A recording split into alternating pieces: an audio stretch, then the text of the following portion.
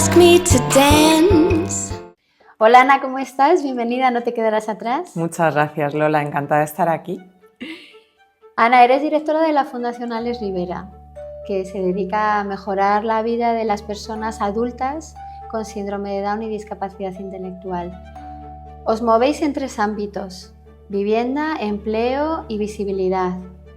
Mi pregunta es, ¿por qué elegisteis esos 3 ámbitos y no otros, como el ocio o el acceso a la justicia, por ejemplo?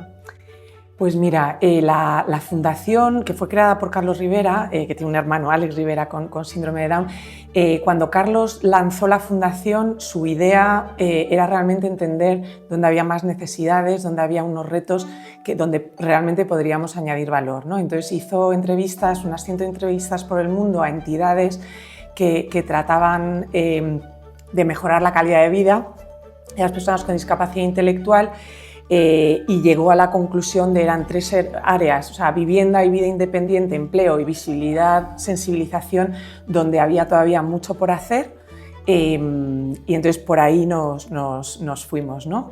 Y sí que es verdad que hay muchísimas entidades que hoy en día hacen mucho trabajo en estas áreas y lo hacen fenomenal, pero lo que vimos también es que teníamos una forma de ayudar a las entidades de forma un poco más macro, entendiendo cuáles eran los retos que a lo mejor no podía solucionar cada entidad individualmente, ver un poco cómo podíamos encontrar soluciones innovadoras a algunos de los retos que se planteaban en estas temáticas. Recientemente habéis publicado un informe, el informe de acceso a la vivienda de personas con discapacidad intelectual. Habéis contado con Pricewaterhouse y con empresas muy relevantes dentro del sector inmobiliario.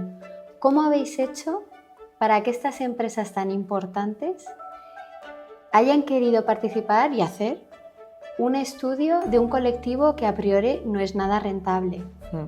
Pues mira, la verdad es que tenemos que dar las gracias a Fundación PwC porque nos ayudaron cuando les planteamos la problemática. O sea, realmente cuando empezamos con la fundación había una serie de datos y de información que no conseguíamos encontrar de forma global para España. Había muchísimos datos, pero no había nada global, con lo cual les planteamos el reto y la verdad es que nos han ayudado muchísimo porque, bueno, tanto dentro del informe que hemos trabajado y elaborado juntos, pero sobre todo abrirnos la puerta a todos estos grandes tenedores y empresas inmobiliarias que realmente no conocen este colectivo, ¿no? Y entonces a través de una serie de foros, de mesas redondas que hicimos y mesas de trabajo que hicimos con ellos, fue muy interesante ver que estas entidades o estas empresas que sí que se preocupan por colectivos vulnerables, que sí que tienen una preocupación y un interés por ayudar, justamente el colectivo de la discapacidad intelectual no lo conocían, con lo cual fue realmente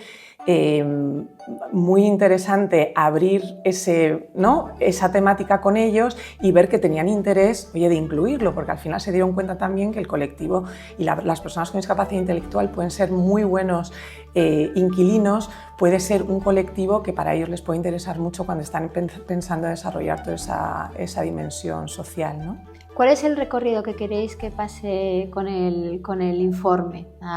Una vez presentado, ¿qué va a pasar con el informe y cuál es el mensaje que queréis hacer con él? Yo creo que hay varias patas, ¿no? La primera es obviamente divulgación y abrir, justamente dar visibilidad a los retos que tienen nuestras personas con discapacidad intelectual, con lo cual realmente divulgación tanto a las entidades que ya conocen un poco este mundo, pero sobre todo, como nos ha pasado, a otras entidades, a servicios públicos, etcétera, que a lo mejor no tienen esa cercanía a los datos o a entenderlo un poco más, ¿no?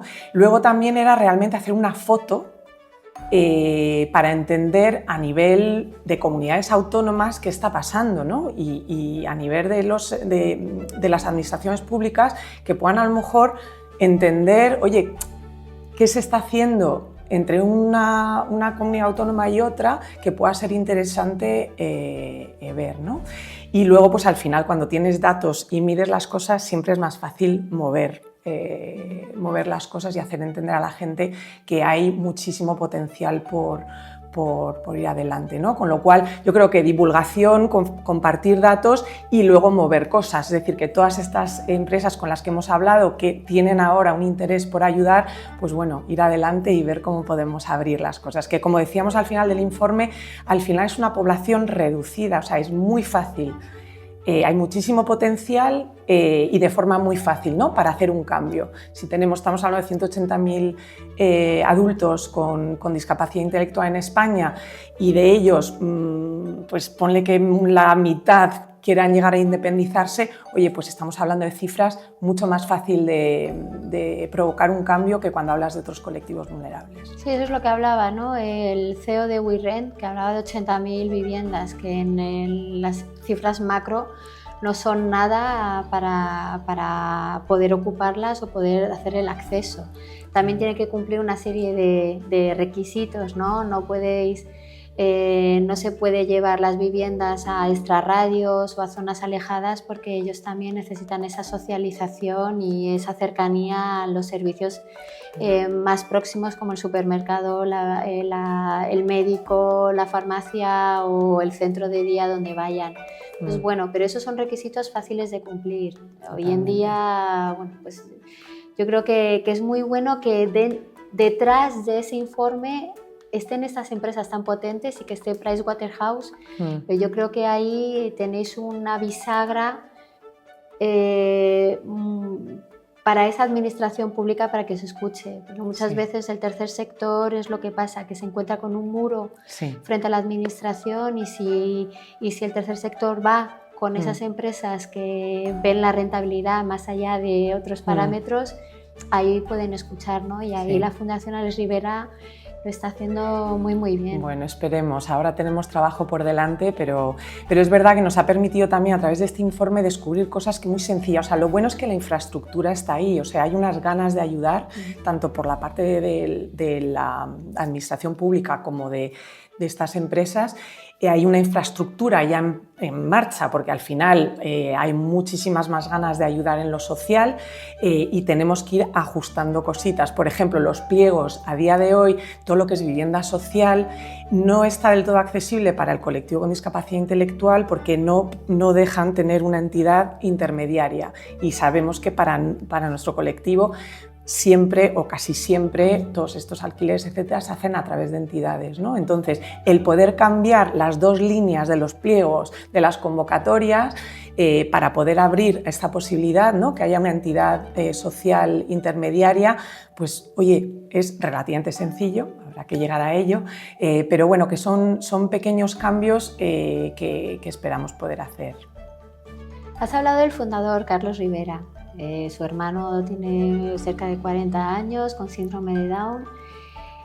Carlos Ribera, por su trayectoria en startups, en emprendimiento, es muy potente, es multidisciplinar y tiene un corte internacional muy importante, muy significativo. Él trata, o esa es mi visión, él trata a la fundación como una startup social, pero una startup. Sí. ¿Cómo encaja esta perspectiva dentro del tercer sector? ¿Cómo se hace ese equilibrio entre esa nueva mentalidad y la vieja mentalidad o el sistema ya establecido dentro del asociacionismo en España? Muy buena pregunta. Pues mira, la verdad es que es una suerte, o sea, bueno, para mí lógicamente es una suerte poder trabajar con Carlos y con esta filosofía. Al final es mucho más fácil de alguna forma poder moverte de forma más ágil, ¿no? Y lo que hemos venido aquí al final con la Fundación es ayudar y aportar algo diferente. Entonces, yo creo que la combinación de unas entidades muy potentes, con mucha historia, mucho recorrido, que probablemente se mueven más lentamente, pues oye, porque tienen una gobernanza que es muy importante, porque tienen unas estructuras que al final son necesarias, que se han creado con la historia, pero para nosotros poder añadir ese valor, ¿no? Con una agilidad mayor, tanto en la toma de decisiones como en los contactos con el sector privado, como pues eso, los contactos a nivel internacional, pues hace que yo creo que justamente podamos aportar más valor, ¿no? Es un poco la idea de ser complementarios con el tejido que ya existe en el tercer sector.